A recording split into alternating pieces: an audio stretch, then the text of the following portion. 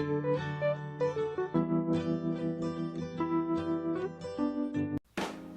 y'all doing today? For this video, I want to dedicate it to students that are confused about what are some of the things they need to do to increase their chances of getting into a dietetic internship. So I'm gonna discuss 5 factors which I think is very important to increasing your chances of getting in. The first factor is GPA. And obviously this is probably the quickest and easiest way for dietetic internship program directors to differentiate between applicants. And so the higher your GPA, the better it's gonna look. And also I think that the students that have higher GPAs, they probably feel that it's a better chance that these students are gonna pass the RD exam on the first try.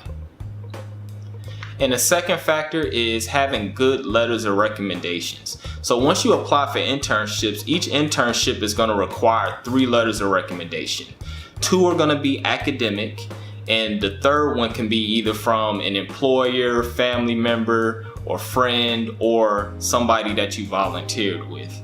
And the reason why I want to emphasize on letters of recommendations is this is something that you need to start planning very early, but especially for the 2 academic letters of recommendations, because these are going to come from either your program director at your college or professors or instructors that teach nutrition classes. And if you have a big nutrition class and a lot of people that's in nutrition and dietetics, come senior year, when it comes time to apply for internships, everybody is going to start asking the same professors for letters of recommendations, and you don't want to get lost in the shuffle.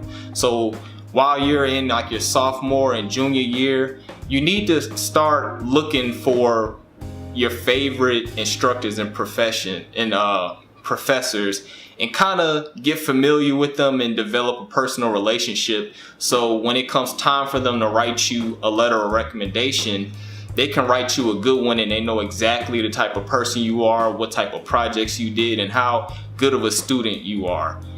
And also that third letter of recommendation, in my opinion, I would probably try to find a dietitian to write it, or somebody that's familiar with the nutrition field, because me personally, I've wrote a couple of recommendations, and it's a specific guideline that you have to follow. And like an employee or somebody or a family and friend that's not really familiar with dietetic interns, they may not be able to write a good recommendation for you because they may not understand what projects you've done, how you can contribute to the nutrition field, and like what attributes you have that'll make you a good candidate as a dietetic intern. So I would start looking for a dietitian that you can shadow and that can mentor you, that when it comes to time can write you a good letter of recommendation for your dietetic internship.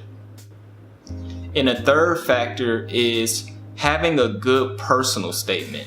So once you start applying for internships, each internship is going to want an individual personal statement. And this is a statement telling the internship directors why they should choose you to be a dietetic intern. Your personal statement is the centerpiece of your application, and this gives you ability to shine and show the intern directors why you stand out from the huge crowd of other applicants.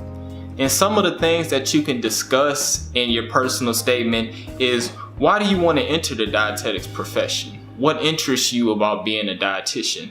You also want to discuss different experiences that help you prepare for your career as a dietitian, and some of your short and long-term goals.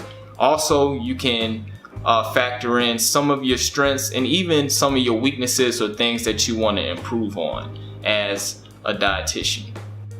And the fourth factor is prior experience in a nutrition related field. So this could be either paid experience or volunteer experience, and you can either volunteer like in food service or work in food service. You can shadow a dietitian, you can volunteer at health fairs, or you can volunteer during like nutrition research. But this is another way to help you stand out from the crowd, because you're kind of showing that you're really dedicated to this field and you want to have some kind of a nutrition background before you get into your internship. And the fifth factor is extracurricular activities. And this kind of goes hand in hand with prior experience. One of the easiest extracurricular activities to get involved in is being a member of the Student Dietetic Association at your college, or a member of a city dietetic association or a statewide dietetic association. And you can even become a board member in this organization. This will help build connections with other dietitians, and it looks really good on your application process, and it's a good way to differentiate yourself from the other applicants. Alright, so those are my 5 factors that will probably help you have a better chance at getting into an internship. And what I really want to emphasize is starting on these things early. Don't wait until your senior year to start trying to find a dietitian to shadow and trying to volunteer, or trying to find a paid job that's related to nutrition, and trying to get your letters of recommendations at the last minute, because it's just gonna add a lot more stress to you. And if you want additional information, I actually wrote a blog about this topic on my website. I'm gonna leave a link down in the description. Also on my website, there's an area where you can subscribe to my newsletter. So anytime that I write a new blog, it'll just emailing you, alerting you if that's something that you're interested in. I'm now vlogging on nutrition topics as well as dietetics topics.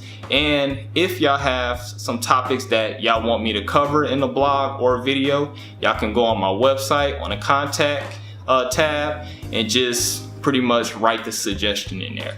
And I'll try to make that video and that blog as soon as possible. And I hope y'all found this video informative. Y'all have a nice day.